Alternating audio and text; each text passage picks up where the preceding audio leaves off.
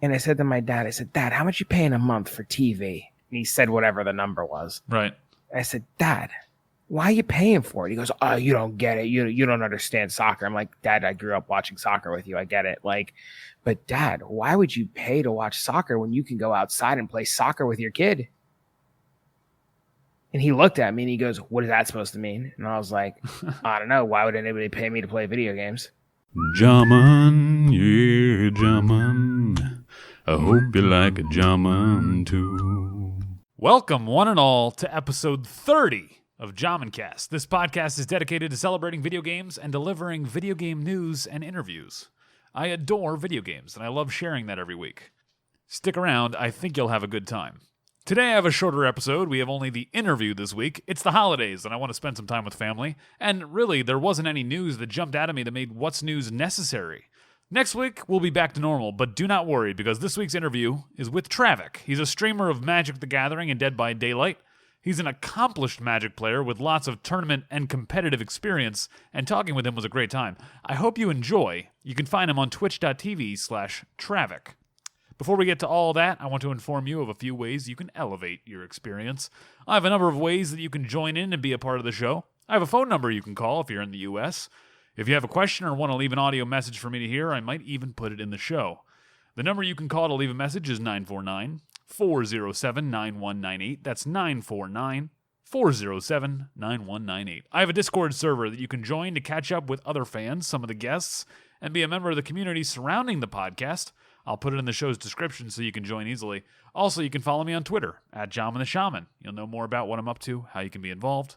And I'm also on Twitch, twitch.tv/Jaman. So with all that out of the way, let's get this podcast started.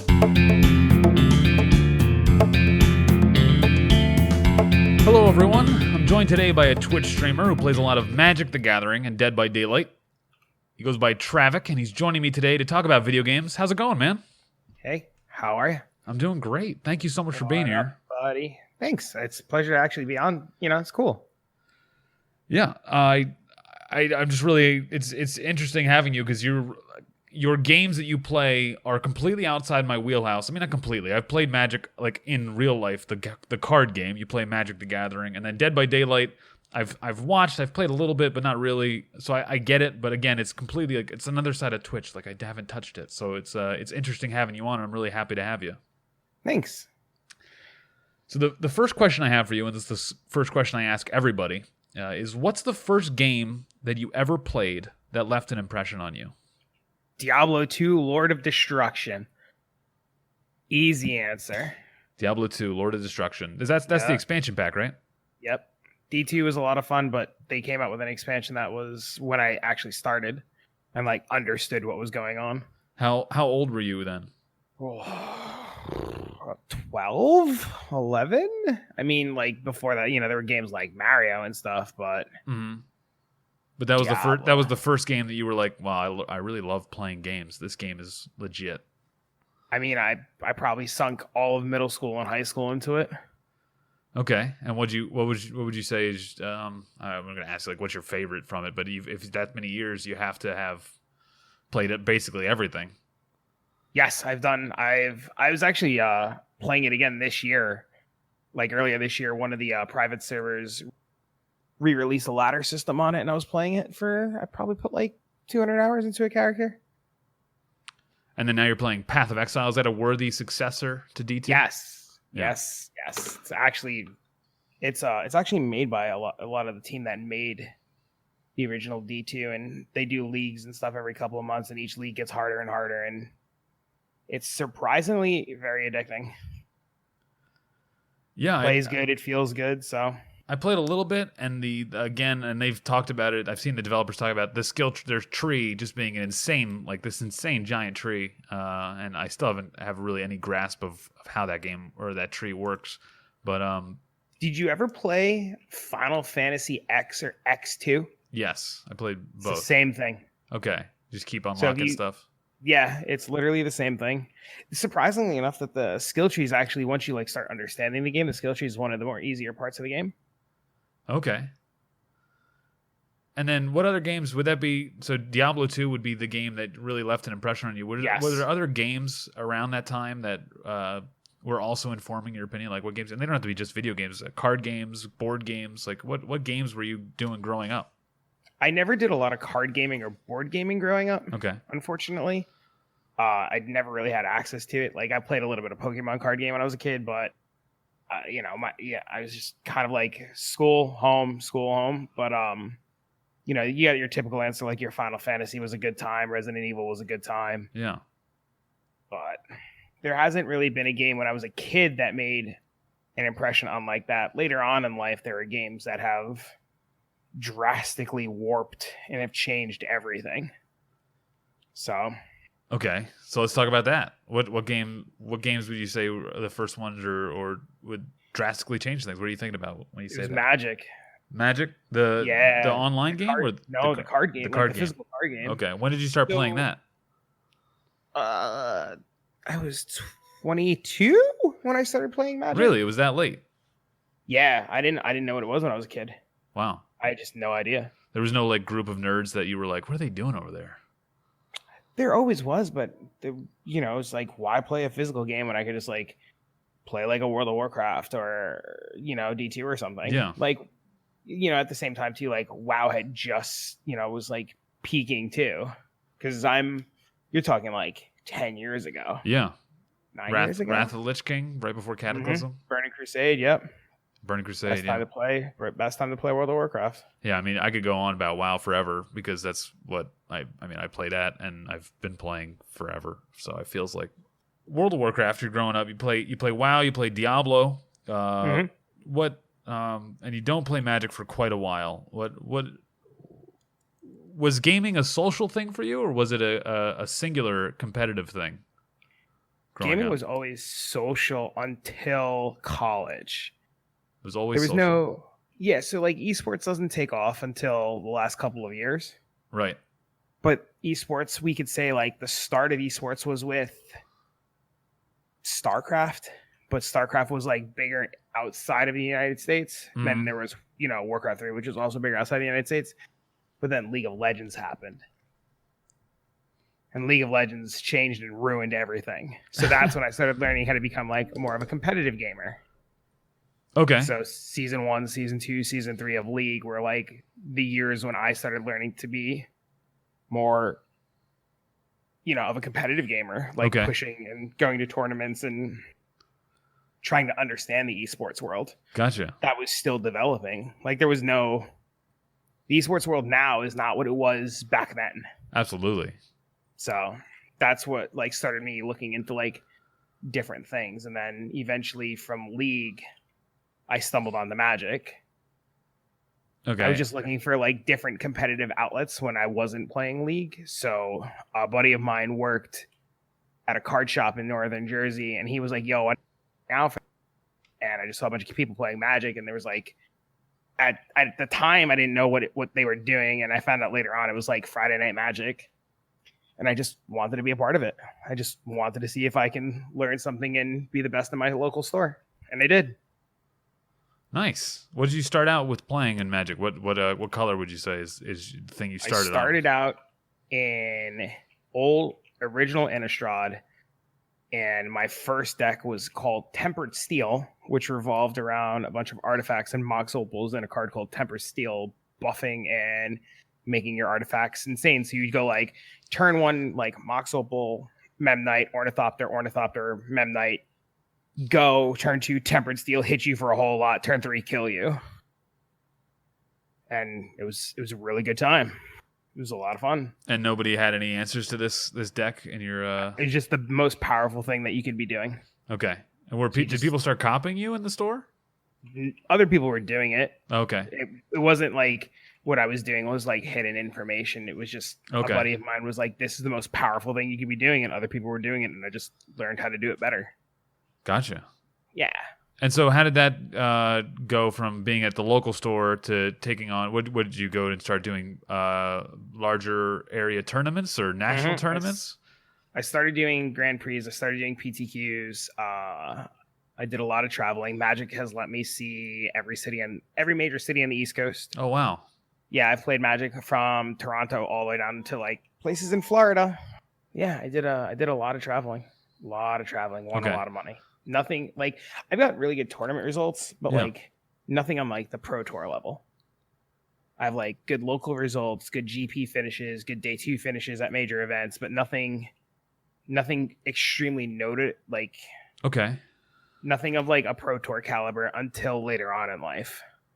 Okay. Yeah, I honestly, and I feel bad saying this, that I've never, like, we just ran into each other randomly in real life. So for anyone listening, I'm sorry for anyone who's listening that knows Travic. I literally have no idea about anything you've done. So I would love if you tell me like more about like what I don't think many people know who I am, which is fine because like I said, most of my accomplishments haven't been big, and then my biggest finish was probably the Twitch Rivals event that I was telling you about the other day. There was 275 players over 2 days for the Rivals event, and you needed to go X-1 or better. X-1 means you can't lose more than one match. Okay. So I went 5-6-1. 5-1? 5-1. I went 5-1 on day 1 to get to day 2. I lost round 2 of day 1, which made things really tense. Yeah. Because that's not, it's really bad for tiebreakers to lose round 2. Losing round 2 also is like one of those, like, you've got 4 more rounds of Magic. You can't even afford to drop a game. Good luck. Have fun. Yeah. So my round 1 opponent was great. My round 2 opponent was really good. Like, they were great games. Like, I'm okay with losing. My round 3 opponent was a Hall of Famer. That was exciting. That was nervous and tense. I beat the Hall of Famer. I was very excited. My round 4 opponent was another like pro tour competitor. Probably eventually he's going to end up in the Hall of Fame. Beat him. Felt really good about myself. Nice. Went in around 5 and 6 and just played some of the best, like, strongest Magic. Wow. Like that I could to day 2, which was really exciting. So like I went into this Twitch Rivals event and they were like 3-3 makes $100, and I was like, sweet, easiest $100 in my life. I finished finding out I'm going to day 2, and like I'm like, wow, I'm up $600. This is insane. Yeah. So I go to sit down for day 2, and every match in day 2 is worth $1,500. Wow. It was the most pressured event I've ever played in. It was like a top 32 in day 2, best of ones, or it was a best of 3 match, but like it was single elimination, so like you couldn't afford to lose. So my first round opponent for the day was great. We had open deck lists, so I knew what he was playing from the night before. So I didn't sleep the night before. Wow. I tested versus his deck for like 6 hours. So I went into the day knowing exactly what I needed to do and how to play the matchup. Won that matchup. Testing paid off. To then go into my top 16 round to play the current world champion. I beat the world champion to get in the top 8, and then I lose in top 8 to a mull to 3 games. So I mulligan my hand to 3 cards both games because I just had the worst luck ever in top 8, which was devastating. That's awful. I mean, that's incredible and awful at the same time. Yeah. And the reason why nobody knows this or knows how well I did is because I had taken a year break from Magic because my son was born. So like, took some time to like raise my son. Yeah. And I came back to Magic to play in the Rivals event because I was like, I can 3-3. That's easy. Like that's not hard. Like that's something I can relatively do. And the Rivals guys really didn't know who I was. So I never got airtime. Okay. At all. Even when I like played some of the best players in the world, like we got no airtime. So when I like top 8'd, people were like, who the hell is that guy? So, well, that's still great. I mean, at least you get something, right? There had to be some recognition from that. It's incredible hearing you say that, because I mean, it's funny talking to people. I really haven't had anybody on who's been a real competitive person on the show yet. Someone who's like, it's mostly been people that are entertaining or people that are making content for people to consume. But to have someone on who's really grinding the competitive side of a game, it's really incredible to hear. And like, it was funny because in my head, I'm hearing you talk about Magic and winning these games, and it's bringing me back to like, high school and running cross country and these things of these. It's a sport, it's competitive, and it's still a disconnect in my brain. I play video games all the time. It's still a disconnect in my brain that yes, these are totally competitive. Like I've competed in tournaments, I've played them, and I've enjoyed it, but I've never taken it like that serious. And like to hear someone taking it that serious is pretty awesome. It's kind of a cool thing that, I mean, again, like you said, it's a completely new thing, really, this decade. And maybe the last decade is when it started. But this decade, really, esports being a real thing and being able to compete and say that that's what you do for a living is incredible. Before my son was born, too, I was actually signed for an esports team as a pro level player. Wow. Which was really exciting. Yeah. Magic is interesting. It's the completely opposite like spectrum of Dead by Daylight. Like when I play DBD and I do Dead by Daylight streams and I do all those are like the entertaining. We're not try hard. We're having a good time. We're BSing with chat. Yeah. You know, we die. Who cares? We do big spins. You know, it's a completely different world. But when I play Magic, like let me just actually open up Arena right now. I was top 100 this season for a while, and then I like tanked my rating to play Fun Decks. So I have to like fix my rating right now, and I have, if Arena ever opens, I think I have like 48 hours or 72 hours to like fix my ranking. So like tomorrow after Christmas dinner or Christmas Eve dinner. Wow. They really timed that well with the There's 7 days left in the season. I lied. There are 7 days left in the season. So I have 7 days to. I just need to be like New top Year's. one. Yeah, I have to be top 1,000 to qualify for a big event, but top 1,000 is like okay. I want to be like top like 50. Yeah, would be really nice. So that's like my current goal right now. It's like, so like tomorrow after like Christmas Eve dinner, I am going to go turn on my stream and start jamming games. So to give you a little background is that the only game I've ever actually competitively pushed in that I felt like I actually had a chance to do anything was Heroes of the Storm. And it was such a tiny game to say I never got Grandmaster, but I was like 6,000 master points one season, and I like never getting Grandmaster for me like really hurt and like still does, but I don't want to go back and play it because of how terrible that the whole HGC fiasco was. Are you aware of the HGC? I'm not aware of the HGC, but I do know the esports scene of that game. Yeah. From my understanding, not very high right now, or not very promising. Okay, so HGC, you don't know anything about the HGC and what happened there? No. Okay, let me give you a lesson here because I talked about this. I think I talked about it last week, but it wasn't in the podcast. So I'm just gonna go through it. And for people who know the podcast, So HGC was the competitive scene for Heroes of the Storm, sanctioned by Blizzard, created by Blizzard, completely. Part of their esports, trying to bolster their game to get more people to play it, make it more competitive. There were, I think, 10 teams per region, maybe 5 or 6, 7 teams per region, I'm going to say. I can't remember exactly how many. And each team is composed of 5 people, and anyone who was in the professional scene, who was on a competitive team, was paid a salary of $20,000 per year. Sure. So like a minimum wage salary for being in the league. So these regions. And then there was a Crucible. So the Crucible would be every year the worst team that was professional would have to fight the best team in the open division who were not paid to keep their spot in the professional division, basically. And then there was, obviously prize pool tournaments and like 2 big tournaments a year. Big, esports scene. So I think it's been a year now. The BlizzCon before the one that just happened, there was a big HGC tournament, all the prize pool, big money. It's like this is the end all be all tournament for the world champions are going to be crowned for Heroes of the Storm. And everyone at Blizzard was telling the players, yeah, HGC is good for next year. It's going to be bigger. It's going to be better. It's going to be greater. And then within about a month later, they announced that the HGC is canceled. All the people who won the open division who were now ready to start getting their $20,000 a year. Sorry, that's not going to happen. So sorry that you worked the entire year to get into the HGC, but it's gone. The HGC is gone now, and we'll never touch it again. It was like this literally rug pulled out from under them, horrible fiasco that really left a bad taste in my mouth and has made me not want to play Heroes of the Storm ever again because what they did to the competitive scene.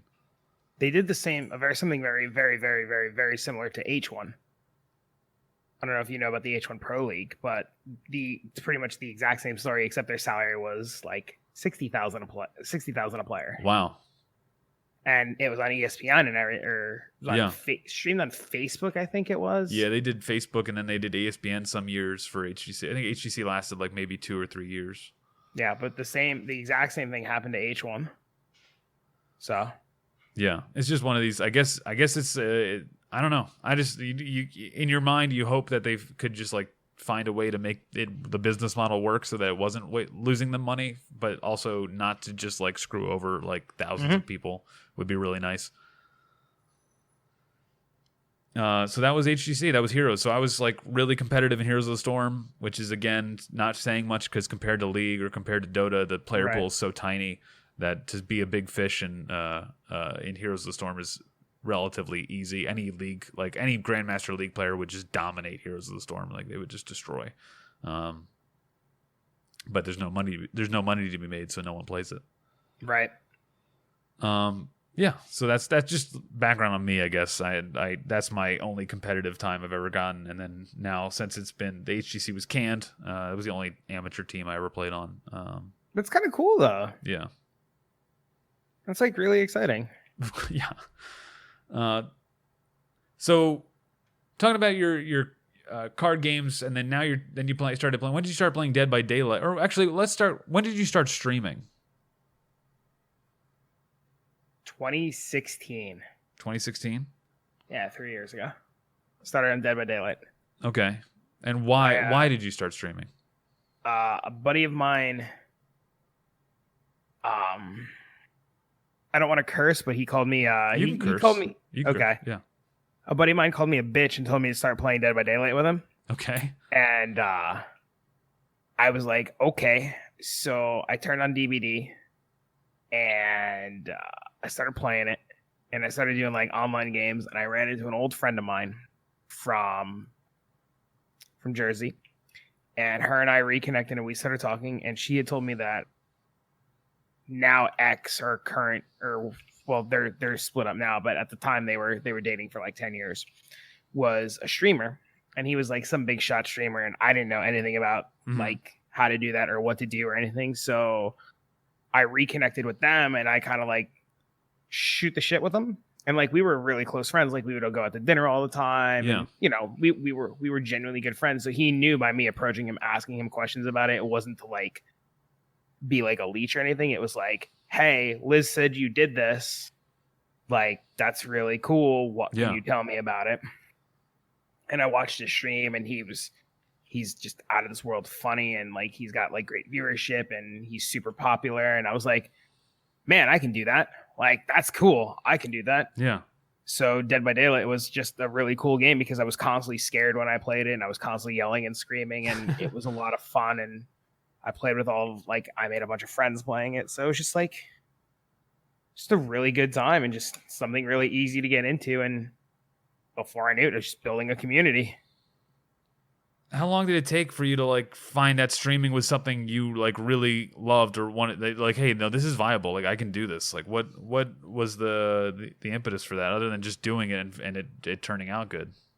Is that really the first couple of months I was just doing it, and it was just turning out good. And it was my logic was, and I still tell this to people to today, is like, if you're thinking about streaming, you're just like, you don't know if you're gonna sit at your computer and play the video game anyways, why not just turn it on? Yeah. So if I was sitting there playing Dead by Daylight, my logic was literally, well, if I'm going to sit here, I might as well turn my stream on because I'm sitting here. Do something with it. Do something with your time. So about 3 to 4 months in, I was getting like 30, 40, 50 people a night. So I was like, nice. This is kind of cool. Yeah. I'm having fun. I'm making friends. And I at this point had never even considered it for like a monetary thing. It was just people watch me. Like 30 people watching a stream is like the size of a classroom. And a lot of people don't realize that. Like that's a lot of people. Mm-hmm. So I was like, people like me. This is cool. I'm having fun. Why not keep going? Nice. Yeah. Has streaming changed the way you consume games then? Like, It's got to have. So how has it changed the way you consume games or anything? you don't really look at games anymore like as like I'm gonna play this. This is gonna be fun because a lot of your spent on Twitch. Mm-hmm. You look at a game of like, well, at least for me, I can't speak for everybody, but for me, it's like Death Stranding came out, right? Yeah. And I was like, I can't wait to sit there and play this. I can't wait to enjoy this, but I don't have a community for it. None of my viewers are going to sit there and watch Death Stranding. The same with Path of Exile. Like if I'm streaming and I turn on Path of Exile or like a Death Stranding kind of game, nobody's going to watch. Nobody's going to care. So it warps your view of gaming into like, if I'm going to stream, is this viable? Will this affect my income? Will this affect my living? Can I actually do this? Should I not be doing this? How do I make this work? So like now for me to play like a lot of games like Path of Exile, for example, I have to do it during downtime. Like right now. Well, not that this is downtime, but like Yeah. It's like not while stream I'm time. Yeah, like while I'm sitting here like talking to you, like I can jam out a map or two and like give you all of my, like I'm giving you like solid focus and I don't have to like worry about anything because I can like mindlessly like keep my hands occupied, Right. So I've recently started playing Path on stream. Like I said, is actually going terrible. So I found a little workaround. I play Magic, and in the top right hand corner of Magic, I have Path going, and I'm playing it on the other monitor. So I'm like looking at chat and talking to chat while I'm like playing competitive games of Magic. Because my opponents take their sweet ass time. So I'm like just jamming games, freaking Path of Exile. It's sweet. Yeah, I've seen people do Targeting the best of both worlds. I've seen people do that with Hearthstone, and that they'll play another game while they're playing Hearthstone, just because it takes forever for the other person to do anything. Actually miserable, but it's fun. I'm looking forward to what new games are coming out, what Magic has in store, and like Magic's got an MMO that's coming out, and like that might be some way to like dip my toes into like the MMO world. And I tried World of Warcraft. It wasn't very successful for me, but like if Magic makes an MMO and people like it, I can like dip my toes into that, and then if I'm dipping my toes there, I can just kind of do other things. It's really it's interesting how the ebb and flow of like what games you're playing and how often you're playing them and where you're playing them leads to certain things. Yeah, I've had a bunch of people on that play World of Warcraft, and then I've built up people that want to watch World of Warcraft, and it's kind of like this. I'm like, well, and the whole point of the podcast has been that it's not just World of Warcraft, guys. Like, this is going to be like, I would love to sit down with literally anybody that plays video games about anything. But it's been interesting. Yeah. Not that I'm large or in charge or anything, but to have people like, oh, if I switch again, even this tiny little thing I've built is, people are, it's funny because I'll go back to Heroes of the Storm and I'll have people pop in, and I had a guy pop in and be like, oh, I'm watching you again because you're playing Heroes again for the first time in like a year. And I was like, oh shit, I didn't realize how quickly people will switch back. Literally just the stream, what game you're playing really matters. And I have a core set of people that will only watch Dead by Daylight. So if I don't play Dead by Daylight, I don't see them, I don't hear from them, they don't exist. Wow. But if I play Magic, I have another set of people that show up, and that's the only time I see them. And then if I play Path, there's one of my really good friends right now. Like he just got engaged. We talk all the time. Like he found me because of Path, and he stays for every game that I play. But he only found me because of Path, and he only watched Path of Exile at the time. And now he's like branched out into other games on Twitch. And some of my closest friends are like just Dead by Daylight viewers. They're not terrible people. They play only play Dead by Daylight. They only watch Dead by Daylight, and they support the stream. They like Twitter posts, they like Instagram posts and stuff like that. But like they won't watch anything but Dead by Daylight. And that's the mindset of a lot of people on Twitch. You'll get told by a lot of people, play whatever you want, man. Play whatever you want, bro. We'll be there. Don't worry, bro. I promise, bro. Play whatever. You ain't. Don't even. Stop lying. You lying to yourself. You ain't gonna be there. So unless you're like, the life of a variety streamer is a lot harder, and you just take what you get. So I stick to my like 2 games and I call it good. Are there any games coming out that? Well, you said Death Stranding came out and you were excited about it. Does that? I gotta imagine like Cyberpunk 2077 is basically. Oh my god, I can't wait! I'm gonna play the hell out of that game. Yeah. Oh my god, I'm so excited for that. So excited. It just blows my mind. I literally, every time I ask someone, what's game coming out are you looking forward to? Everyone says Cyberpunk. So I just say it now at the beginning. Like, let's talk about Cyberpunk since that's where this conversation is going. I couldn't tell you much about Cyberpunk. Yeah. I know very little. It looks friggin' awesome. It's got Keanu Reeves in it. I'm pretty happy right then and there. Yeah. So my brain is kind of blown by Cyberpunk 2077 because literally, okay, it's Witcher 3. People can say Witcher 3. If you've played it, you understand why we're excited about Cyberpunk. It's going to be a Cyberpunk version of that. But like, I don't. People are like, it's going to be Game of the Year. I'm like, we have literally seen nothing. We've seen like very, very little, and people are super hyped for this game. It looks good. It looks great. Like the little teaser and the little trailer, and like I don't want to say that I have like faith in the company making it or anything because like I don't know who the hell's not even lie to you, but I have faith in that. I don't think Keanu Reeves would sign up for something that looked and sounded terrible.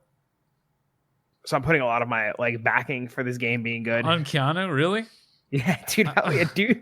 I don't know if he's an actor. He's not going to have a judge of what was a good game. He's breathtaking. Does it matter? Yeah, he's breathtaking. He is, but yeah, that's ridiculous. I can't say that. Like I remember when they came out and he went on stage. The person I was interviewing was like, "Oh, he got paid a lot of money to say all that, so it's not real." I'm like, no way. That was super. As somebody who has to be fake sometimes. Yeah.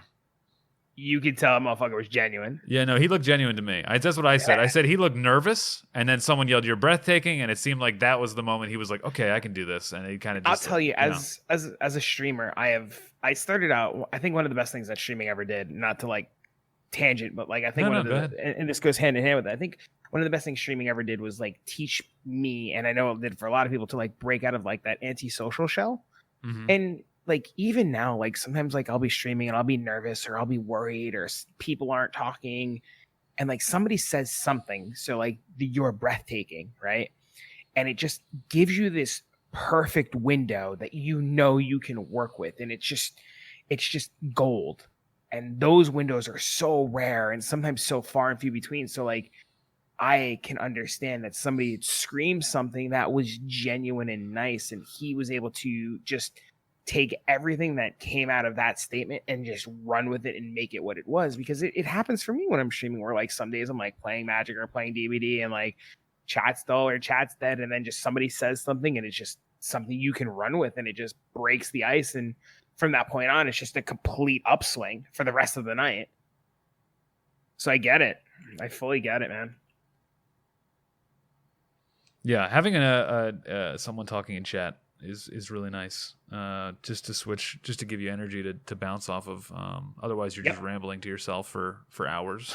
You and I were talking off the podcast or off air about just the concept of like Twitch streaming and stuff, and that goes hand in hand, where we were saying that one of the best things you can do is like never stop talking, and I've learned that you make an impression, or like the statistics say something crazy, like you make an impression on somebody every like 10 to 20 seconds, right? You constantly have to make this impression to get people to like you and stay. Like, why stay? Why you? Why this? Why that? So you constantly have to keep saying like this really weird stuff and really dumb stuff to get people interested and entertained. And the minute you say something like we were talking about Heroes of the Storm and like chat piped up, you just never know what's going to spark a conversation. And if you as a streamer just sit there and just twiddle your thumbs and play your game and never talk about what's going on, like you never give people a window or an opportunity to want to speak up. Like if people are watching you for the game that you're playing, they're watching you because they want to know something or hear something or communicate about the game. We're gamers. We want to talk about our game. So like even when I'm playing Path of Exile and it's like boring as hell to watch, I like talk about my character dying or talk about like my little horde of zombies that's running. Try to talk about like literally anything. Yeah.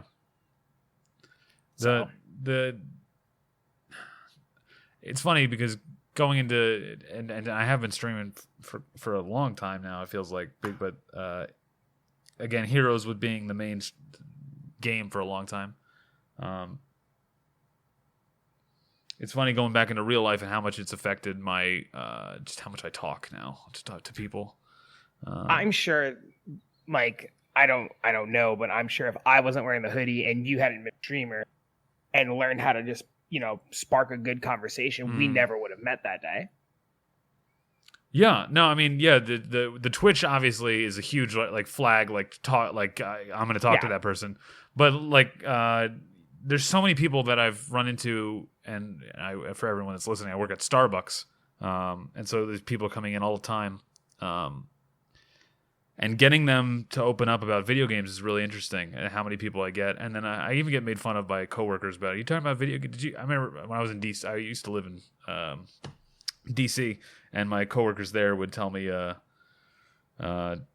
did you get caught talking to another person about video games? And I'm like, oh my God. Yeah, I did. I was talking to someone about video games because it's freaking amazing. Yep. And just trying to find out what people do and what they like. It's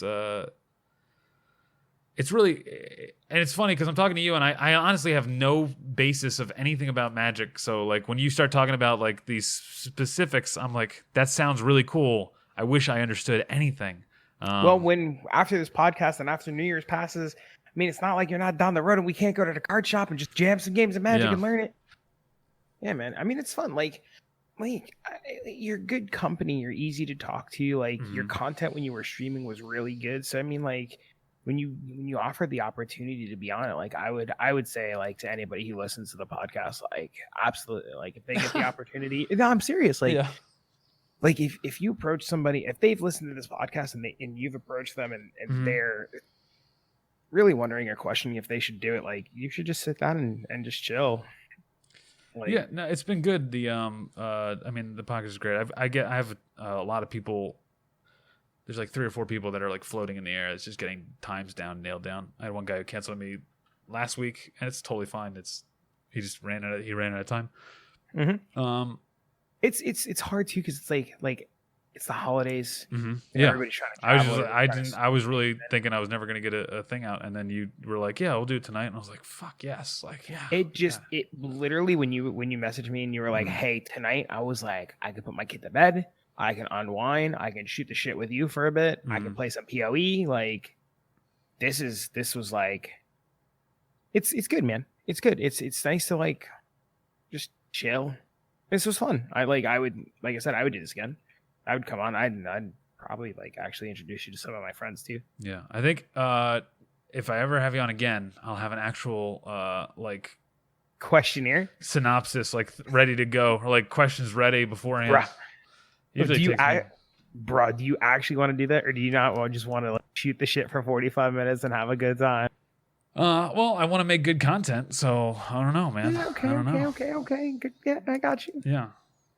I mean, I'm totally down. Like, yeah, I'll answer infinite questions and whatever you want to know. Magic, DBD, video games, life, the pursuit of happiness.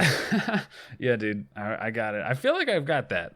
So another question I guess I could ask you is, I don't know how close you are with your parents or anything or any family. Do they know what you do, and how does that? How have they come to terms with it, or do you care, or what's your life like? What's your family life like with that? My parents and family are extremely supportive of what I do. Mm-hmm. It took them a while to understand what I do. The first year that I did it, when I got partnered by Twitch, my mom and my dad were like, "What the hell about it? It's fine. You'll understand eventually." The first time I got a major donation, my mother was convinced that the guy who donated the money to me wanted to sleep with me. Then he donated more money, and my mom was convinced that he wanted to murder me. She's probably right. I mean, I roomed with that guy at TwitchCon like a year and a half. Okay.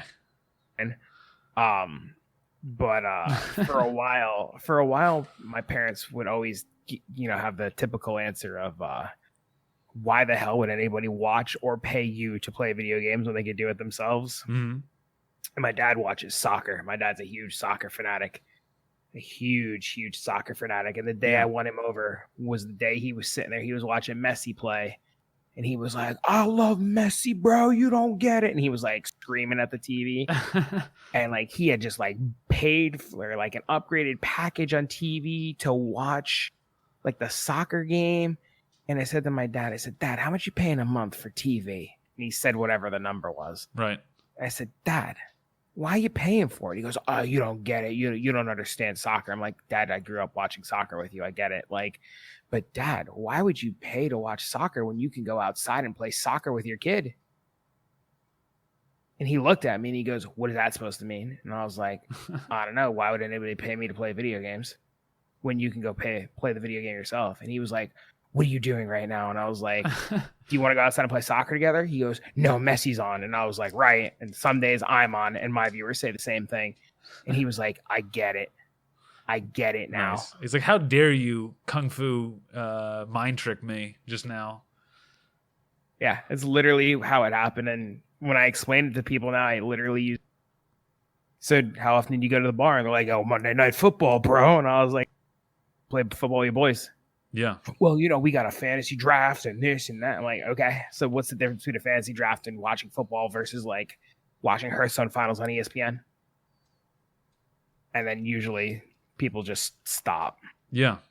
Yeah, I think it's impressive. I still have the and I'm not making like money, so I can't even say like my parents can. They're still totally right in everything their skepticism of it, but they're like, so that's great and all, but what's your like other goals? I'm like, I'm working on stuff. Like this isn't the only thing. I'm not only streaming and only podcasting. Like I'm working on other stuff, but like not putting all my eggs in one basket. But it is. You've learned about things like ad sales too, and what like CPM is and revenue, and like this leads into so many avenues that people just don't realize. So. Yeah, even just video editing and broadcasting and sound engineering and like all that. Like, there's so many people who've told me like, why aren't you doing like radio or why aren't you doing like TV? Like, you do have the radio voice. You do definitely have the radio voice.